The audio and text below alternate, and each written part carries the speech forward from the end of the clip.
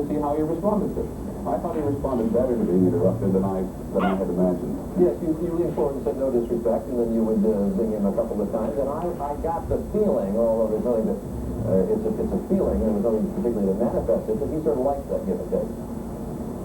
Well, I had had lunch here. I want the cat. The man who sold more wheat and soybean and sugar beet to the Soviet Union, I think, than anybody else in the world. I'm getting ready to fall down. Mr. Gorbachev talked like that, or like he talks to us when he talked to Mr. Andreas, and he said, "There we go." So when I went up to Mr. Gorbachev's office, I reminded him that I'd had lunch with Mr. Andreas, and I hoped he'd talk to me like he talked to him. He smiled. Whether he did well or a small one. He did say he found Mr. Bush to be sterner and tougher than the other leaders of the Western industrialized nations. So much is made of how these men get along, but his comments were about Mr. Bush being rather tough. Mr. Bush is giving a speech now that sort of sternly lectures the Soviets. Did they get along, do you think, as well as we tend to? Yes, I think they get along fairly well. I don't think they yet get along as well as Mr. Gorbachev and Mr. Reagan did, though clearly Mr. Gorbachev... Time for a battery pack change. Mr. Bush is a much more intelligent... And clearly he clearly... There's the battery pack change. ...of the summit. All of his aides at the Move the camera. very hard. Maybe getting too close to the camera. The Europeans understand Mr. Gorbachev much better than the Americans do. How Bush was a recalcitrant one, how Bush had been opposed to Mr. Gorbachev coming to the summit. I'm running out of couch. I don't think there's any particular... You're going to have a learning experience here. There. But I get no sense yet that Mr. Gorbachev has this warm, affectionate relationship with Mr. Bush. Look at this. I'm nowhere near the camera, but she wants to go see what the camera's all about. Thank you very much. Wait, there's no more couch here. They are making book on Brando, a major new biography. We'll take a look at it and we can see. The camera. Oh! There we are, on the floor. No big deal.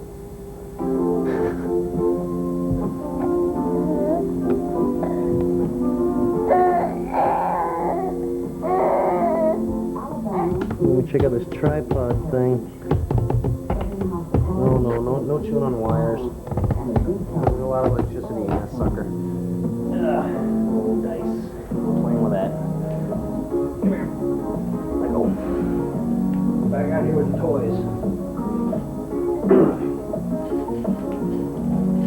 Life's more interesting over there anyway.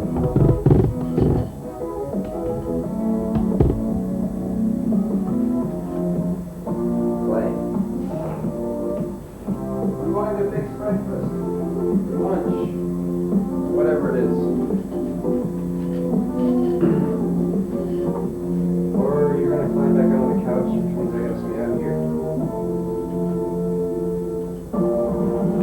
Missed. I'm Tracy Nelson with American Treasury. A term that originated during the Civil War remains... Can I go get something to eat already? It became the title of a hit song. What it is, after this. I'm getting your playpen ready. More about the customs of the country. The playpens. I can get some food at every minute today. For yourself and everyone who comes after We're you. climbing. We're getting ready to fall. During the Civil War, the Going Army up. passed on much more Going warnings that than cat. The method and speed of these verbal transmissions is compared to a grapevine reaching out to tendrils, long slender vines like telegraph wires. The system became known as the grapevine telegraph. It eventually took on a negative aspect because much of the battle news heard through the grapevine later proved to be false. There we go. I heard it through the grapevine. Wasn't a loud rough bonk. I don't think you heard. But more about communication. I really don't.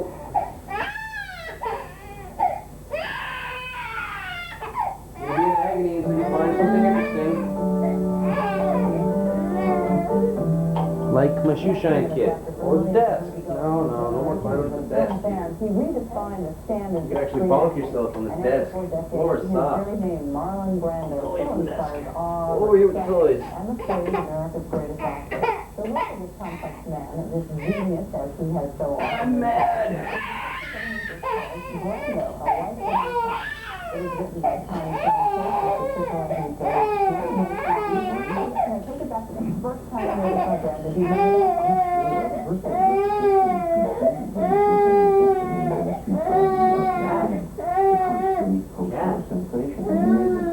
Which was about paraplegic, I found was paraplegic. He played a veteran. Your wires. Deeply damaged by the war. It was remarkable because, you know, American people were supposed to be stoics and smile, maybe a little cynicism. This guy howling, enraged, and it was bad. The movie wasn't really something that moviegoers were used to at that I time? don't think so. I mean, no, we just Clark Gable was kind of took it like a man, you know. This guy was My cat. crying, weeping, yelling, and screaming. There was a whole thing that I don't think, certainly I was quite young at that time, had ever seen it. I don't think now looking back at the history of movies anybody had ever seen Yeah, it. that would get your attention. How old were you then? Because I think that was right at the beginning of becoming a film critic. That's the base. About 14, 15, Yeah. something like that. You tell a story about when he went out with a bunch Well, of it's a legendary story. The picture was shot very largely in a veterans hospital in Los Angeles, and that's a really serious method actor. He spent some time in a wheelchair, get the feeling of what it was like to be. Then he got friendly with the guys, and many of whom appeared in the picture with him. There were actual paraplegics working in that movie. And they went out to a bar, and there's a religious fanatic came along and said, you know, if you just believe and have faith, and you will walk again.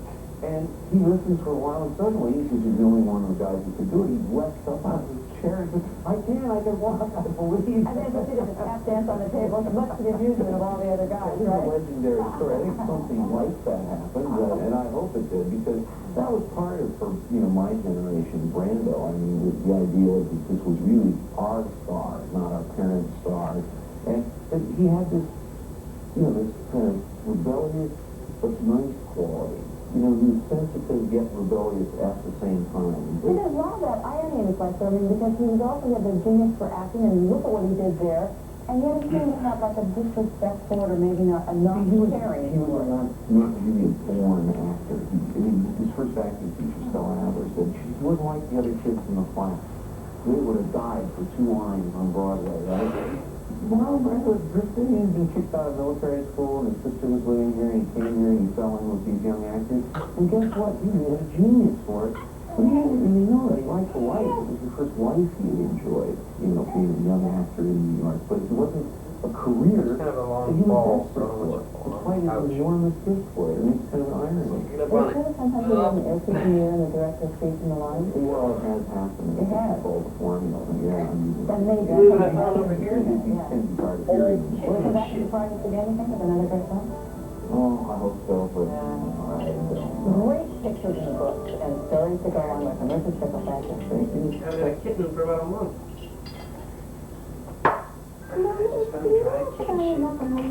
Kelly's still got claws on those hind feet.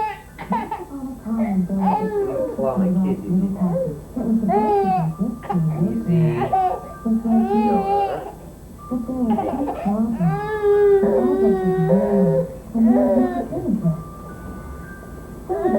You've got cat fur all over your face and a big grin to boot. Yuck. Yuck. You're covered with cat fur. That is pickles.